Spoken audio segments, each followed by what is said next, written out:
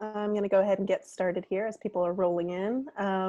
My name is Madeline Whittle. I'm a member of the programming team at Film at Lincoln Center year-round, and also will be co-programmer of the 58th New York Film Festival Talks section, which you are, we're really happy to have you joining us for this evening. Welcome, first of all, to the festival, and specifically to this talk, which we're really excited to have filmmakers Matías Piñeiro and Nicolás Pereda with us for this conversation, moderated by Gina Telaroli, which is going to kick off in just a moment. But in the meantime, I'll just say a few words of welcome and greeting and thanks. If you don't know this already, the New York Film Festival has always been about bringing the community together to celebrate cinema. And whether you're joining us in our virtual cinema or at one of our drive-in venues, on behalf of everyone at Film at Lincoln Center, thank you so much for being part of this historic edition. It's truly a historic edition this year. And as you are experiencing firsthand by attending one of our virtual talks. Typically, these talks would take place in our theaters. This year, they are all online, and it's been a really exciting run of events so far, and we're really thrilled to have you joining us for this one. Thank you to the Film at Lincoln Center board, patrons, members, and dedicated moviegoers who make our work possible throughout the year. As a nonprofit, we do rely on your support, and becoming a member is a great way to join our community of film lovers. You can take advantage of discounts and special offers, and help us to continue sharing the best in cinema with New Yorkers, and especially this year, cinema lovers around the country and the world. If you're not a member, consider joining us today. You can find out more at filmlink.org, our website. We want to recognize the tireless efforts of all of the staff and volunteers working behind the scenes in this year's festival in ways that are less visible perhaps than in the normal year, but no less tireless. You can continue to access New York Film Festival from anywhere with our free virtual talk series, which will continue to take place throughout the festival. And you can subscribe to the Film at Lincoln Center podcast for lots of engaging Q&As with filmmakers, panel discussions, and more treats that are to be announced. Be sure to subscribe to our newsletter to make sure you don't miss any exciting updates or festival announcements. And join the conversation by following along on Twitter, Instagram, or Facebook. You can share your festival experience with the hashtag NYFF. That's the conversations I think are especially lively this year since we can't all be in one space together sharing a physical experience. Last but not least, a very special thank you to our many festival partners, especially in this case, HBO, who's the presenting partner for all Film at Lincoln Center talks. And we're extremely grateful for their support this time of year and year round. So all that being said, I'm just going to say a few more words to introduce our participants and then let them take it away. I'm really very, very excited for this conversation, which is going to be around Matías Piñeiro's film Isabella, which is screening as part of the main slate in this year's New York Film Festival, and Nicolás Pereda's film Fauna, which is screening in the current section of the festival. And you can watch both of those in our virtual cinema now. And finally, our moderator, the lovely Gina Telaroli, is a filmmaker in her own right, as well as a writer, teacher, programmer, and video archivist. She's currently the co-editor of the film section of the Brooklyn Rail, and we've been really lucky to have her as a programming advisor for the New York Film Festival this year. We've really relied a lot on our advisory team, and so we're especially happy to be able to have her leading what's sure to be a lively conversation this evening. So without any further ado, we lost Matías. Oh, there he is. There he is. I'm handing it over to you, Gina. So thank you. Wonderful. All. Well, hello to everyone. I'm very happy to be here wherever I am, because you don't know where I am. And maybe on that note, I'll ask a question, but also if you guys have any introductory notes or anything you kind of want to say about yourselves, you can. But this seemed like a good way to start a web talk, which I find disorienting in and of itself. But both of your films also kind of open with a sense of disorientation. Fauna has maybe a more literal disorientation, and Isabella, one that's a little bit more temporal, an issue of when events are taking place. And I just thought maybe you could talk a little bit about how you found yourselves opening up your films in the beginning. Hi, hello. Yes, I knew that you were going to do that. Hi, hello. Thank you a lot for having me here. I'm very happy. I'm very happy to be able here to talk with Nico, but also with you, Gina. It's great that we've been willing to meet for so long, and now we meet like this. It's funny. Yesterday I was near your house, I think. I know you were. In the driving at Sunset Park. So about this orientation, like the idea of it's a top. Let me think. There is something that it was disorientation. The word. Yeah, just I think when you open, both films, you kind of are thrust into something, and you don't. Yes. You don't know where you are or when you are, Yes. and you kind of just have to have a faith in what you're doing, and I think you're rewarded with that faith in both of the movies. But it is an interesting place to start.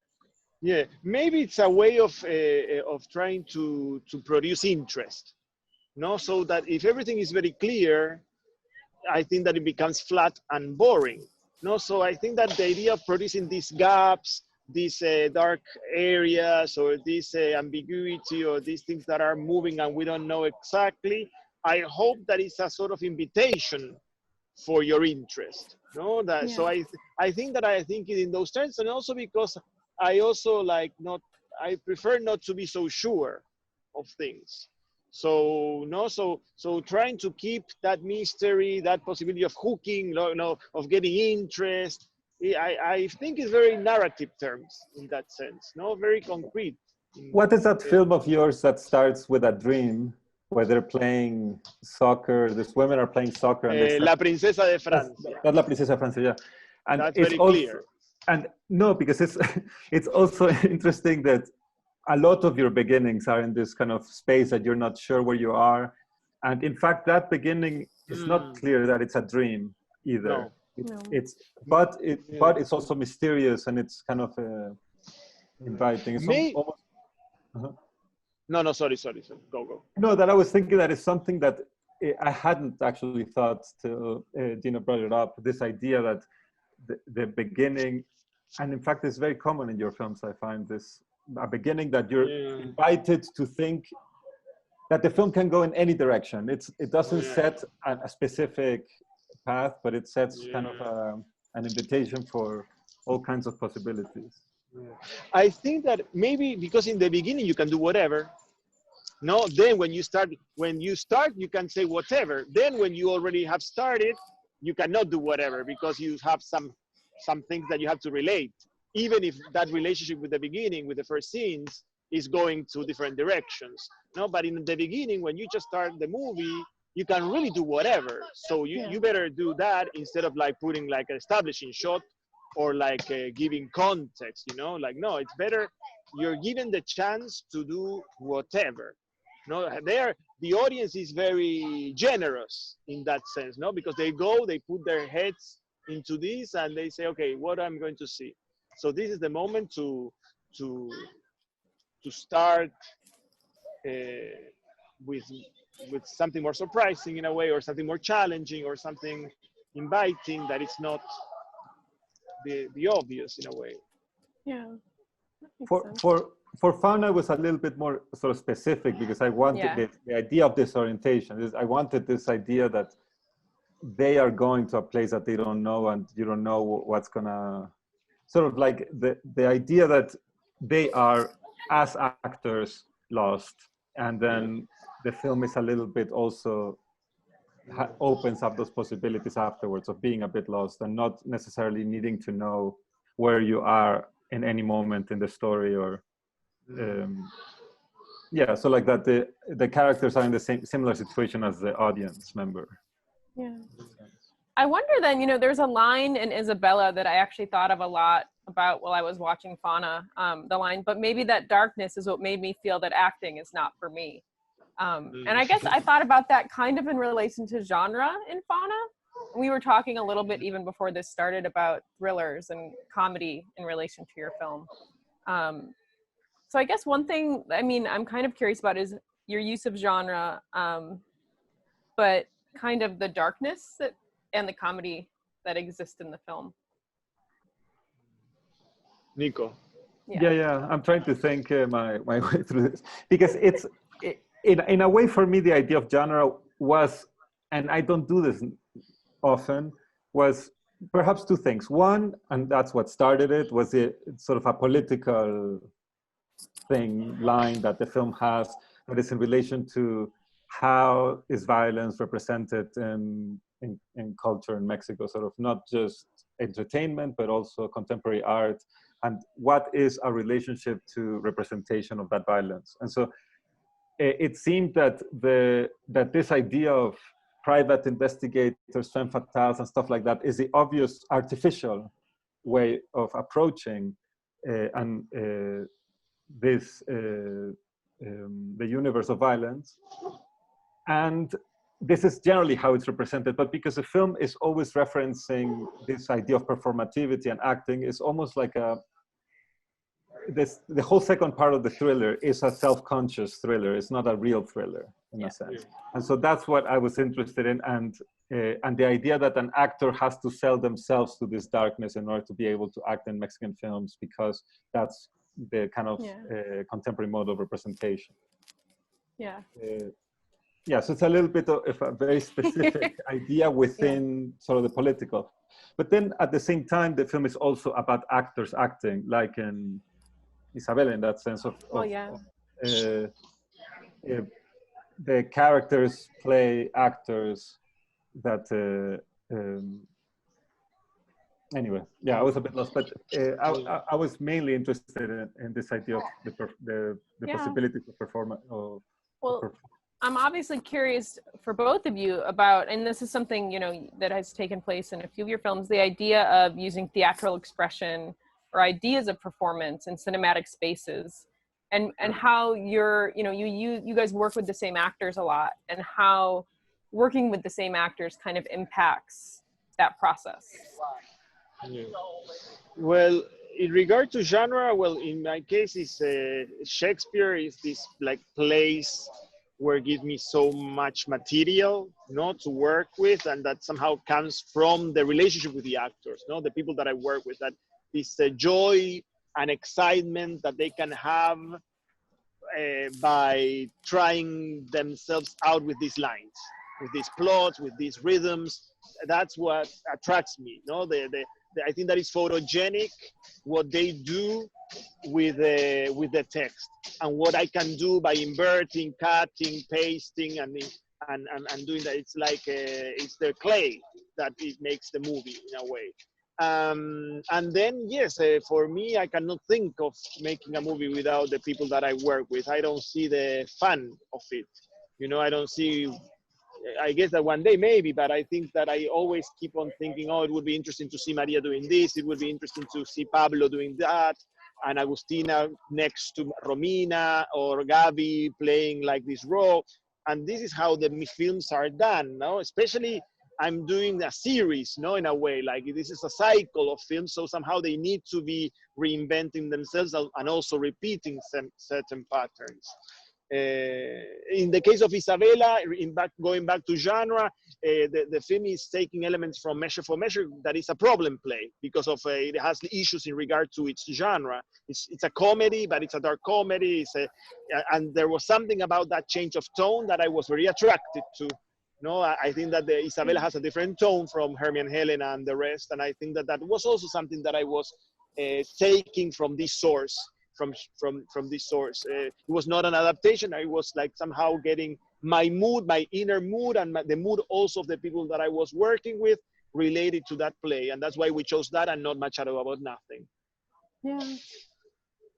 It's strange because even though I think we make work that is quite different in many ways, but I work in a similar way of when I'm starting to write a screenplay, it's always sort of like Gavino, Luisa, Paco, Tere. It's like these same people and sort of shaping them. But at the same, in the screenplay, I start shaping them and I'm trying new things. At the same time, I'm not creating characters exactly. It's just I'm thinking of people and like actual people, and then them. But at the same time, with the notion that they're gonna be performing something else. It's a combination of the person and the performance in order to create each individual screenplay.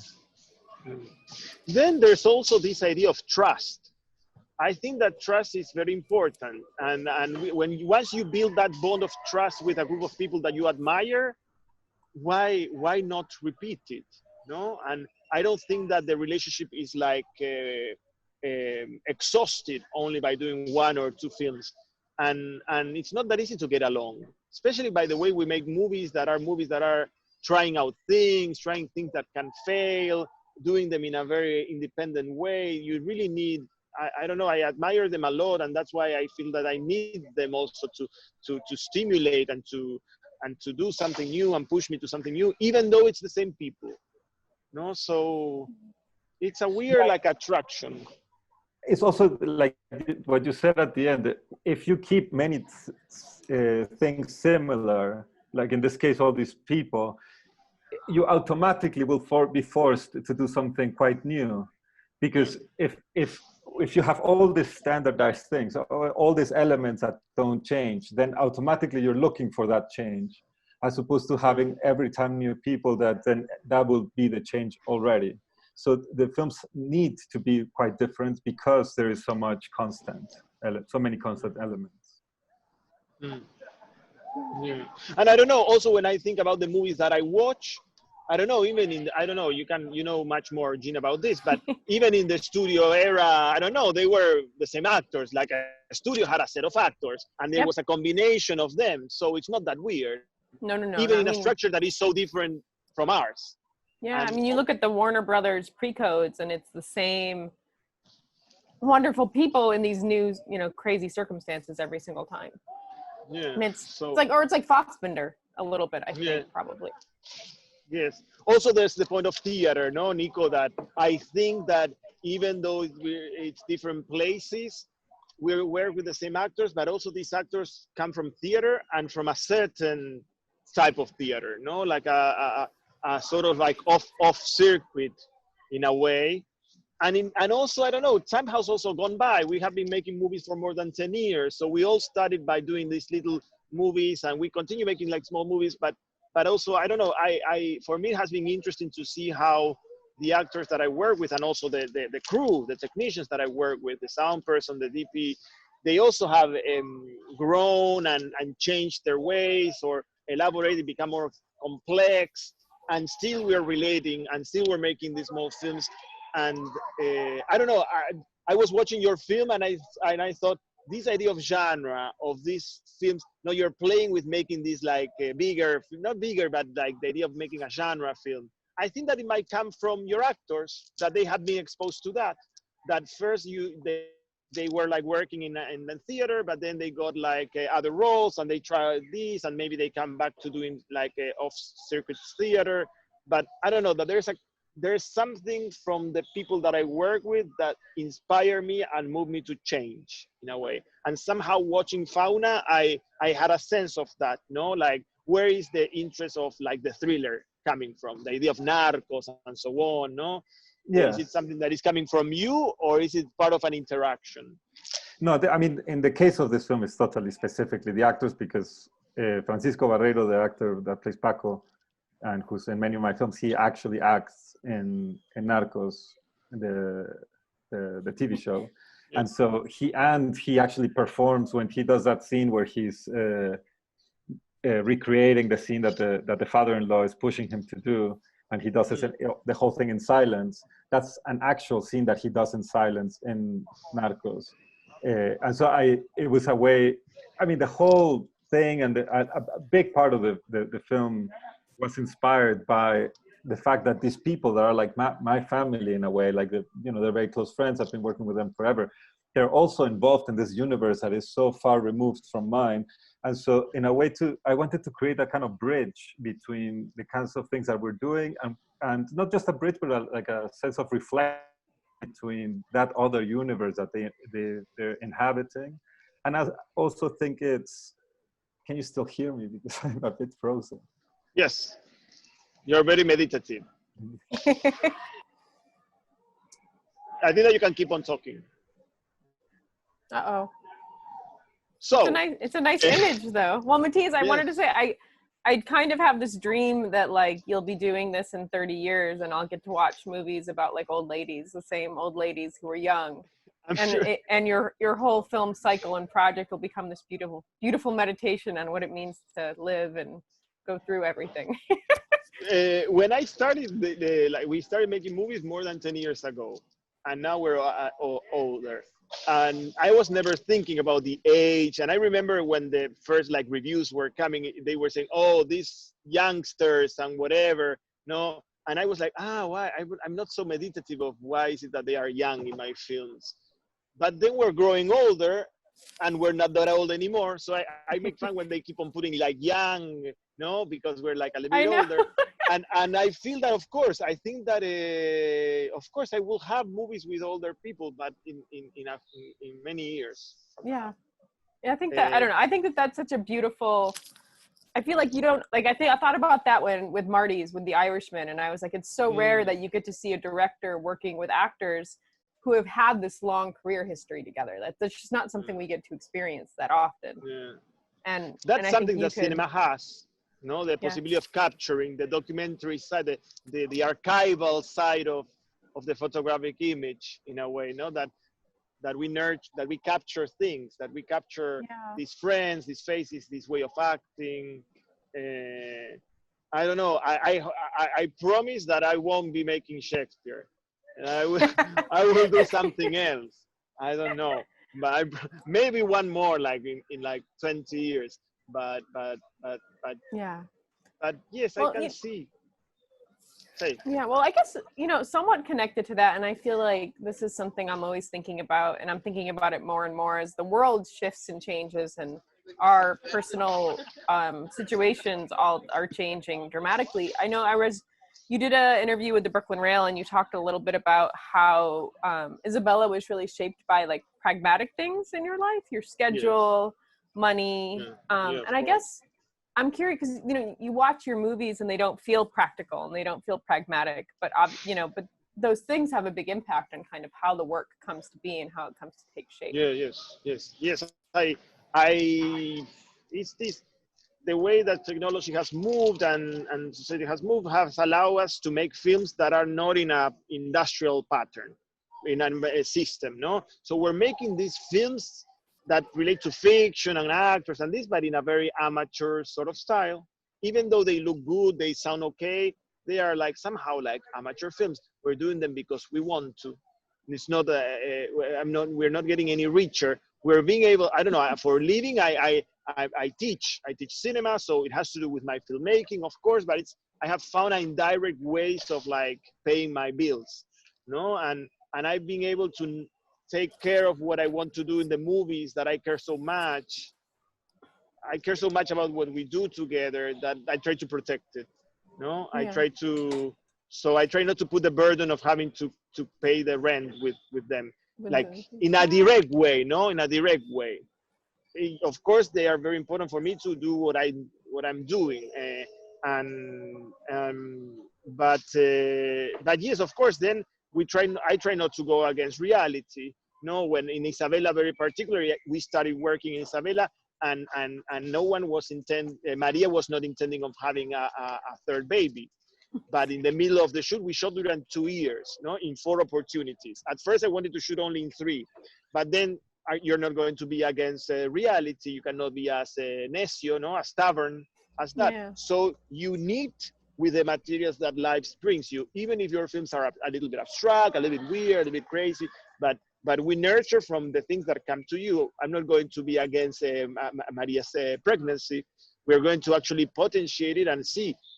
Like, for me, it was funny when I heard that she was pregnant because she had to do the audition. And I said, oh, she's going to do an audition for the role of a nun with a 7. And I said, well, that's amazing. Why not? And actually, that is a little bit of a topic in the movie, no? Like a female actor wanting to work, being pregnant, a mother working. Why not? No? And what is this? No? What are these social things that were being put, like in regard to women, work, and pregnancy, for instance? Yeah. So I was not expecting on thinking on dealing with that, but it happened, and I think that we were able to work with it and incorporate it into a movie that also is a movie where Isabella is a woman being harassed. No, so there's a lot of women issues in the film that somehow they're there in order to echo each other. You know, not to fully perform like full ideas, but to echo and to let the viewer get stimulated by that. Yeah. But yeah, again, we are not. It's cinema. Again, it's photography. It's 19th century. We're not going to go against reality. No.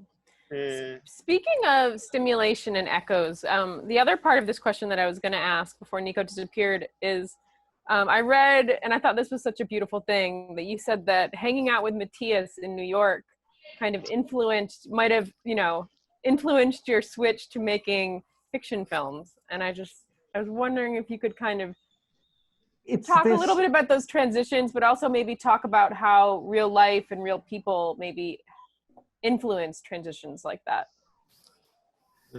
For me, there is something when spending some time with Matías as well of this crazy love of fiction that I feel Matías has, of like the possibilities of fiction, of like pushing this, being able to go in so many directions and embracing the idea of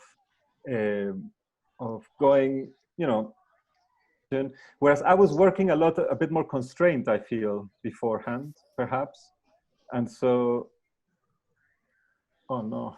You're still speaking, so we can hear you. Keep talking, it's okay. Andrea, No. Oh, Matías. So I'm going to tell you something. Tell me something. Let's see, influences or like relationship with people. I think that there's something between Nico and myself that also connects us with fiction. I don't know, I have a huge interest in a Mexican Peruvian writer that's called Mario Velatin that Nico is very close to. He's a big friend of him and his family, and that actually his previous film, Mi Piel Luminosa, is inspired in one of his texts, and he and Mario is there, and the literature of Mario Velatin has a lot to do with the fiction and extra fiction and metafiction in a way, and so I feel that it's also like an interest that Nico always had. So it's not only the two of us, but interest that we have apart from ourselves that is connecting us, and that's why we became friends in a way. No, we don't just become friends because we live in Europe, because actually we met before, and actually I met before Nico's family through Mario than Nico himself. Oh wow. Yes, we tried to freak him out with his mother by taking pictures of me and her mother in Nico's childhood bedroom, and that was an idea of Mario actually. And so there is these connections of things that we're interested in. Then we can do something different. Yeah. But we have like some sort of similar interests. Is Nico back? No. Well, I guess, one thing I wanted to ask you both about, and I'm going to ask you first, and I'm going to hope that by the time you end, he will have shown back up. Yes. We've been talking a lot about the commonalities between your films, and I think in Isabella and Fauna, the main sharp contrast for me, in some ways the most visible one, is in the aesthetics. Because this is your color movie. There's incredibly vibrant colors. Color plays a very specific role. Whereas Fauna is definitely more arid, more muted, more of its place and location. Sorry, I came to my neighbor's house. It should be better. Well, I was just going to ask you about one of the ways I think the films have a deep contrast with just the aesthetics, with just the colors, specifically with Matías's film being very much about color, and your film definitely being more of its location with a more arid kind of color palette.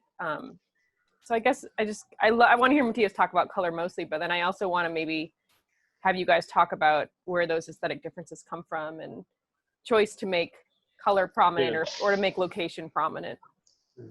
I'm going to be short so we can, of course, I read an interview with Fernando López, the DP that I work with, where he was asked if like filmmakers thought about thought about color, and he said no. And I've been working with him for a long time, so I said, what the heck? And I said, okay, let's think about color. let's try to think about color. In a way, it's kind of too obvious, no, that I'm thinking about color in the movie.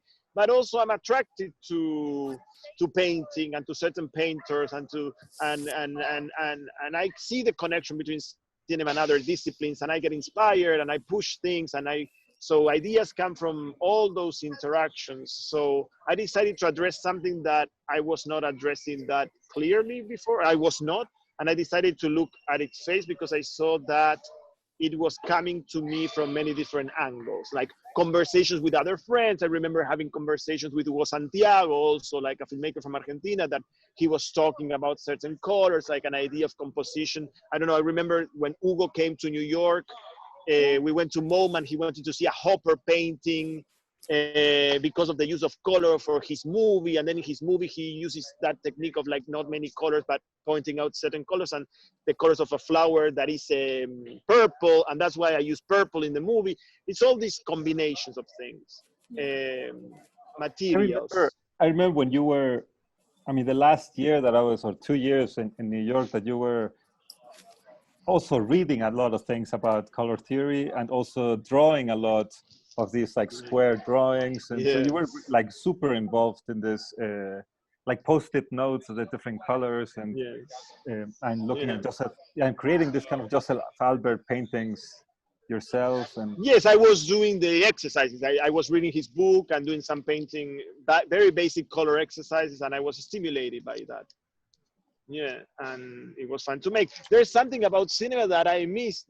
I like the touching element, you know, like I don't know, I like, that's why I don't like the writing in the computer that much. Not because of an anachronistic thing, but I was editing with little papers, you know, I printed all the shots and I was putting them in the floor and like seeing the big picture. I needed to see the image. I needed to touch the shots, you know, there's something of the touching that it's needed for me, and the handling, and I'm not like a film person. No, it's not that I'm nostalgic of like 16 or whatever, but there's something about touch and practice and laboratory that I like. That is part of the filmmaking process. That is not only pitching, you know, and script writing and pitching in film festivals. No, let's do something. Let's work with something. Yeah.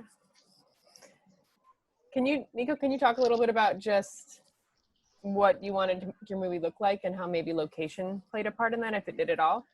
Yeah, I was thinking about it as Matías was talking, and I feel that when he mentioned that his cinematographer Loquet said that filmmakers don't think about color, I think this is something that could be addressed to me, because in a way that I was shooting in spaces that I was interested in for different reasons. So like these highways and these hotels next to the highways, but I also shoot in relation to what I can have access to in a way. So I remember going there and going to many different hotels, and the ones that were, I mean, I could choose from 2 different hotels, let's say. It's not like I could not paint the hotel and things like that.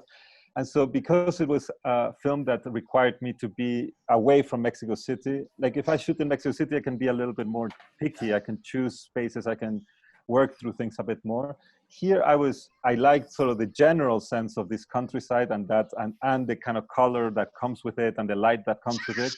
But then the specific house where we're shooting or the specific bar that we're shooting, I just kind of work with whatever I have, I guess.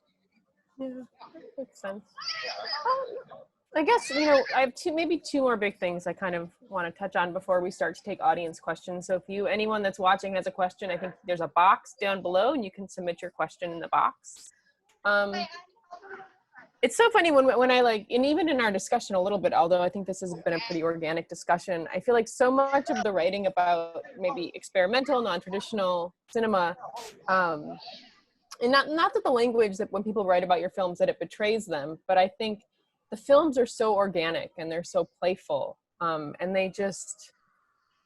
they feel they're conceptual, but they don't necessarily feel conceptual, which I think is a really beautiful thing. I feel like I often see movies and you can see the idea, but you can't feel the idea. And I can feel the ideas in both of your films. And I guess we've touched on this in a few different ways, maybe like in a more macro way, talking about, you know, making films that are non-traditional, feel really organic and are playful and are fun.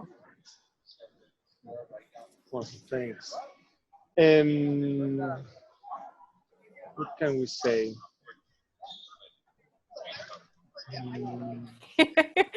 It's difficult question because it encompasses so much, right? And a whole way of working, which is this idea that you have an idea, a concrete sense of what you want to do, but at the same time, you also know that there's a lot going on around you, that it's not just, at least for me, and perhaps particularly in this film, that I was not so exactly sure what was the path going to be. Because in fact, the editing made the film quite different at the end. But I was super open with the actors to come up with new dimensions to all of the characters, and because they had this possibility of creating new stories in the second part, they were also kind of, there's a concrete sort of meta idea about representation and about the thing I talked about at the beginning in relation to violence in Mexico. But then there is also this freedom that comes from working with them and their own ideas, I guess. Nico, did you shoot all together? Yeah. We shot it all. No, say. No, we shot it in one shot, not like you, that you did it like in 2 years. No? I shot it in 2 years. So the idea of uncertainty was very much in the writing process. The idea of like thinking, writing, shooting, editing, thinking, writing, shooting, and so the movie has to do with uncertainty also. It's one of the topics, and doubt and so on. So there was something about like going out and shooting certain ideas, but also being open to including other ones, and modifying and cutting things out and rewriting. There was something about the way that we shot that helped me to find the movie better, you know? And in that finding the movie, shooting after shooting, there's a playful aspect there. There's like, look, I found this. This that I thought that was going to be the beginning, now it's out. And now maybe we need like a scene where that I can shoot in my iPhone, you know, and so there's something about like a form that needs to be in constant movement that somehow came from the way that we were shooting, that it was in this pattern that I didn't have a full script. We were, it's not improvising at all, but we were creating from each present moment in a way. So that produced that the movement of the film in a way. Yeah.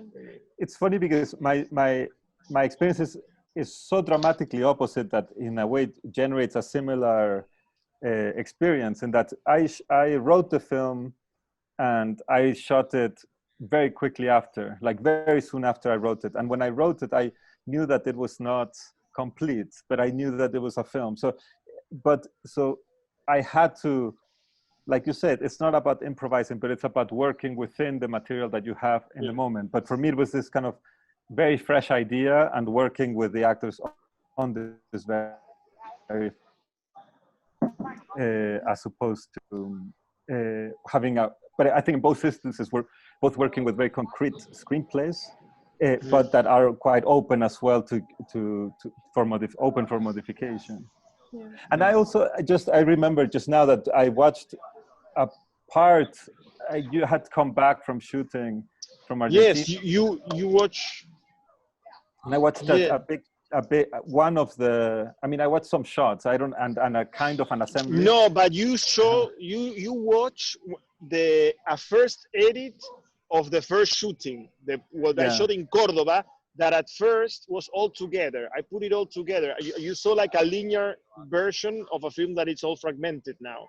And that I knew that I was not so convinced about that. But I remember that the tone was drastically different, in that the shots were super long and things were kind of a lot more contemplative. But then something else happened. That was a very I remember you liking it a lot, and I also liked it. That it was a first ensemble of the shots, but I didn't do it rigorously. I did it. I just threw the things in the timeline and somehow shortened it without knowing where I was cutting. So all of a sudden there was a close up of I don't know. There was like a close up of this. No, and like this, and then it was like 10 seconds empty, and then the hand appearing, and then cut. So it was all out of balance, and it was kind of funny that suddenly, or my hand up, that it was not shaped, it was not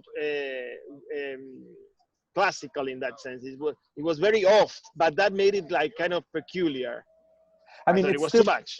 I mean, but the film is still not classical. I mean, the film still does, I mean, more thought, more shaped, but does some weird cuts like that in a way. And yeah, I think that the idea of the structure that is all like different times has to do with what we liked about the uncertainty, that the way that the linear version was cut, not that it was not cut to the action, it was cut randomly, because I didn't see, I just shortened the shots like that, like to cut the claps out and so on.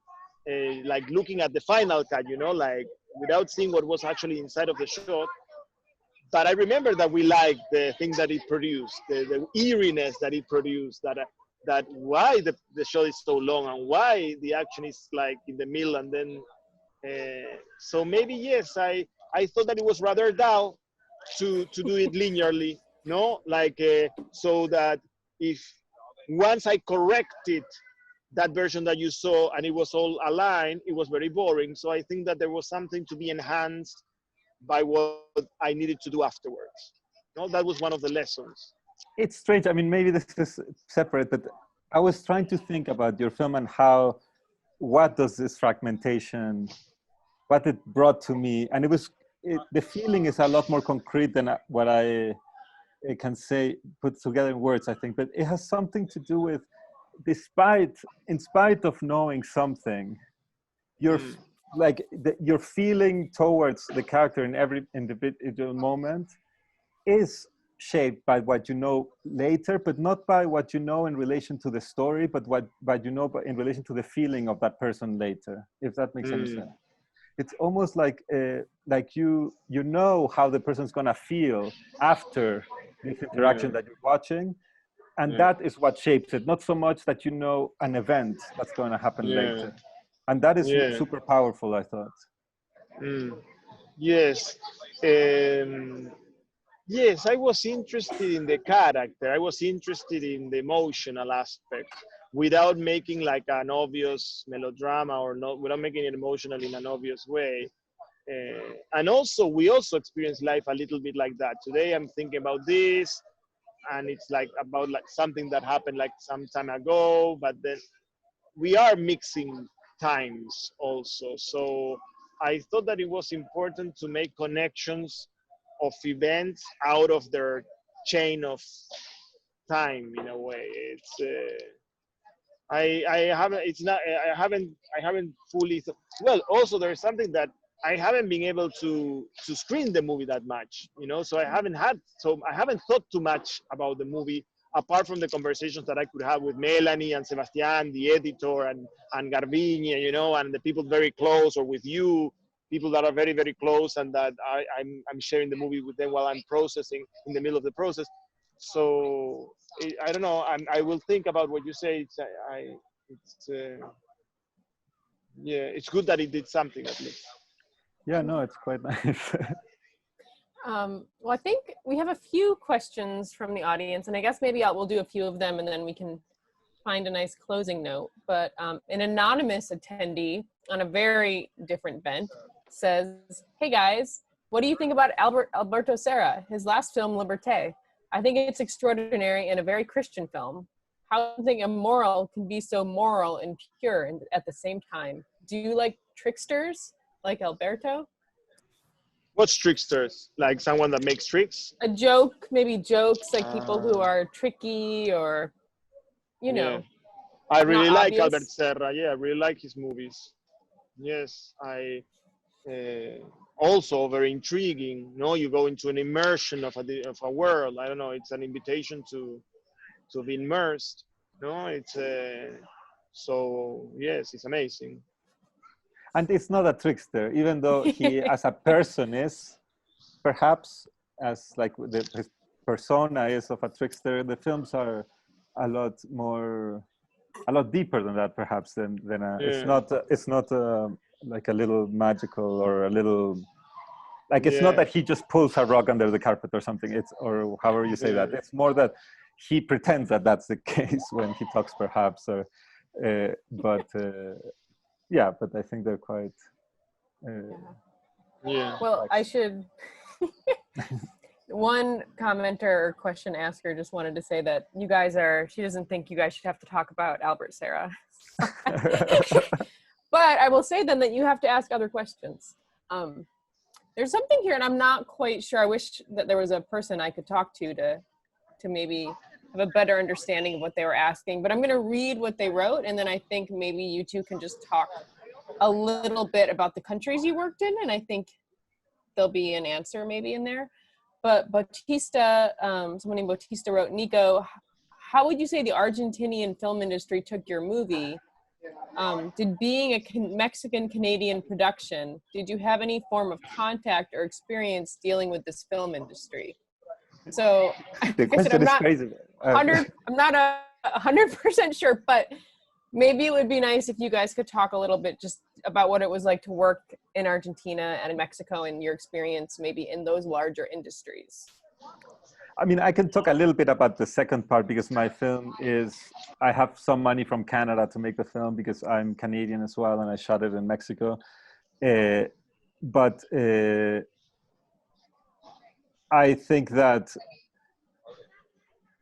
I mean, it's hard to talk about the countries because in a way, what shapes my film has to do with being in Mexico. And obviously it's a film culturally rooted in Mexico and Mexican problems in some ways. The fact that it's a Canadian co-production, I think this, and you know, we live in a world that's all kinds of films are produced by all kinds of places. And anyway, yeah, perhaps I don't have much to say. That's okay. It was there and I was like, we'll see what they have to say. Maybe on a different bent. Maybe this is a little bit more in line with the talk we've been having. Jose asks, could you recommend some movies or directors you like from your respective countries? Can you say that again? Oh, can you recommend some movies or directors you like from your respective countries? Yes, of course. There's a lot of filmmakers from today and from many years ago. Like I just mentioned, Hugo Santiago, that has made films in Argentina and also in France. Eloisa Solás, that has made a film 2 years ago that's called Las Facultades. Agustina Comedy, also that she has made a short film that I think that is playing also here.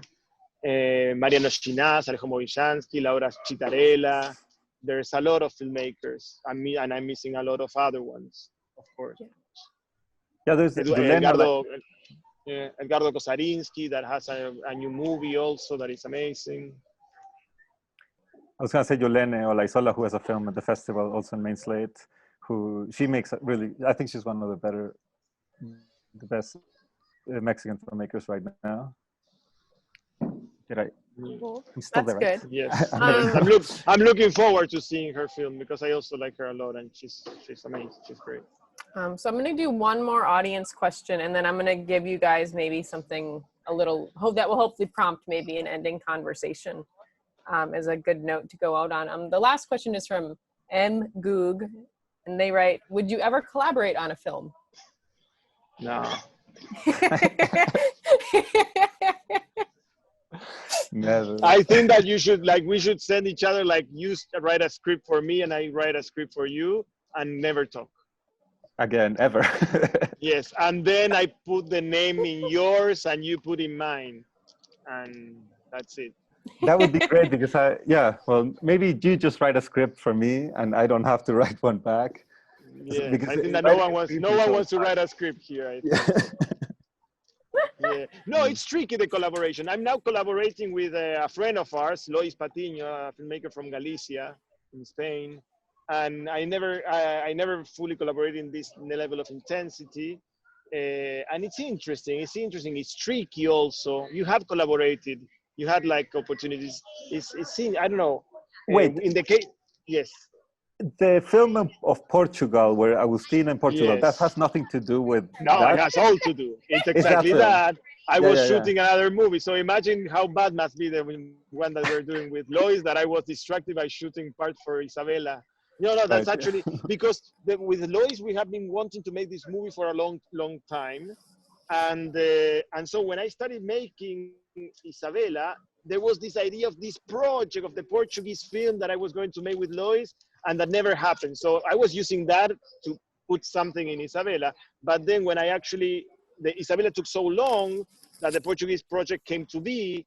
And when I went there to Portugal with Agustina, one of the actresses, I said, okay, they are talking so much about Portugal in Isabella that we need to have something. It's weird that Portugal is just like, I already have in Hermie and Helena this thing that they talk about Montana, because I wanted to go to Montana and I could never go to Montana. And so here I said, now that I'm saying Portugal, we're going to go to Portugal. We're going to show Portugal in the film. So yes, that is Agustina shooting. Yeah, we're in the shooting and she's doing a shot that when we play Sycorax, that's the name of the short that we're doing with Lois, you'll see the shot. You see these three women in both movies. There's 3 women like in a park, and you'll see them in both movies. Or not. Maybe, on an ending note, I think what I've loved about listening to both of you talk about your work is just you really get a sense of how you pull from everything that's around you, from the people you're talking with, from the actors you're working with, from your day-to-day lives, from your schedules, from, where you live, where you're from. And obviously, the last 6 to 7 months, I think for most people, I know it's true in New York, have been very different in terms of who we're interacting with, how we're interacting. Matías, your movies are so warm and full of touching and warmth, and this is like you can't hug your friends. Yeah. Some people get. So I guess I'm just wondering, in kind of what have you pulled anything from kind of this different moment that you can see yourself doing something with, even if it's not concrete. Yeah. Something happened to me that Isabella is very COVID friendly. We showed it. There's no kissing. There's no intimate scenes. We showed with very few people. There's nothing. It's actually when they're doing the audition seems to be like an audition, like a COVID audition, where you don't interact with people and so on.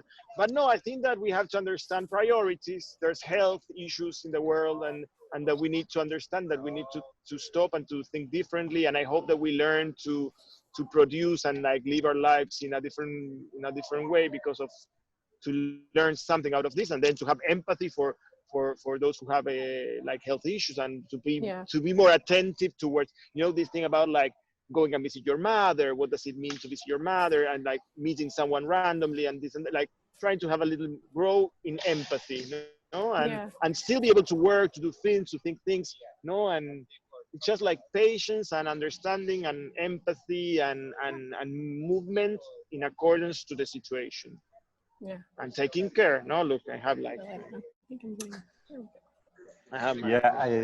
I have to apologize to my neighbor now because I ran into her house without asking. Anyway, but yeah, after what you say, what can I say? I know that's kind of the perfect thing. What about traveling? No, what about traveling? We have lived a life where we travel as part of our life. Sometimes we travel less, sometimes we travel more. It was interesting to stop the machine in a way. It was interesting. I think that we need to learn from that also. Maybe we travel once and we stay longer in a place. We don't need to be traveling all the time. We're not like packages, it's weird. It's weird. I think that we need to think about, and like how to show the movies. Of course, I want to show the movie in a theater, especially Isabella. It's not, requires an immersion and the colors and the attention. But then, okay, we'll try to show as we can. No, Yeah. and then there will be other showings. So I'm not, of course, festivals fall. I'm very happy that New York Film Festival is happening. It was amazing to have a drive-in. That even though, of course, it's funny for Isabella, but still it was great. And to try to think beyond, no, and to rethink how we live our lives. I think with the idea of the traveling for me has been interesting to think about that. Yeah. I feel like the thing I noticed the most was getting to know my neighborhood, which you live in New York and you're on the train and you're going into the city and you're going to work and you're going to this thing, and to just be in my neighborhood, to see my neighbors, to sit outside and like that stuff's always there and we're just always running away from it. Yeah. And watching movies in a different way. Yeah. I don't know. We'll see. But we have to be patient and like understanding. It's beautiful. I think, unless you have anything to add, Nico, I think being patient and understanding is maybe a beautiful note to end our talk. Yes. Just, I'm so sorry that my internet cut out a couple times. But, it's okay. Other than that. Just imagine if in live Q&A people just disappeared in the middle of it. That'd be kind of amazing. Yeah. On that. Yeah. Cool. Well, thanks We'll everyone. see. I actually, I don't think we got any instructions on how we end this. Okay, I can like pan to the part. Oh, that's good. And the sun is going down. Yeah, it's nice. It's nice. Oh, I there's a good always sunset want. tonight. Yeah, it's a beautiful. Let's do that. We cannot zoom. No, I guess you could run Oh toward. wow. You think? Should I? Yes. I have many things here, but let's see. Let's try. Would you take care of this for a minute? I'm going there. Yes, thank you. Thank you. Let's see. Let's use this for something, this thing of moving. I don't know. There's a nice, well. Oh, there's a good color. Yeah, it's a great color. Yeah, I don't know. You know where I am, Gina? Where are you? Are you in Tompkins? No, where are you? No, in the Stuyvesant buildings. Oh. I've been using this as my office because sometimes Herman is working and I need like a little bit of breeze. And here there's a good connection. There's a good Wi-Fi. That's good. Awesome. Well, not Wi-Fi, like connection. So yeah, we can finish with this. Yeah, we'll finish with this. Thank you everyone for watching, and thank you to Matías and Nico and the New York Film Festival for having all of us. Yes, and we should meet in person, keeping social distance, Gina. Okay. Yes, I mean, I'm coming. I'm coming. I'm free next week to come into the city if you're okay, around. Let's do it. Or I can go to your way. We could go to Greenwood. I've been doing long walks in Greenwood Cemetery if you want to do that. It's beautiful. Let's do that. Let's do that. Thank you very much. Bye, everybody.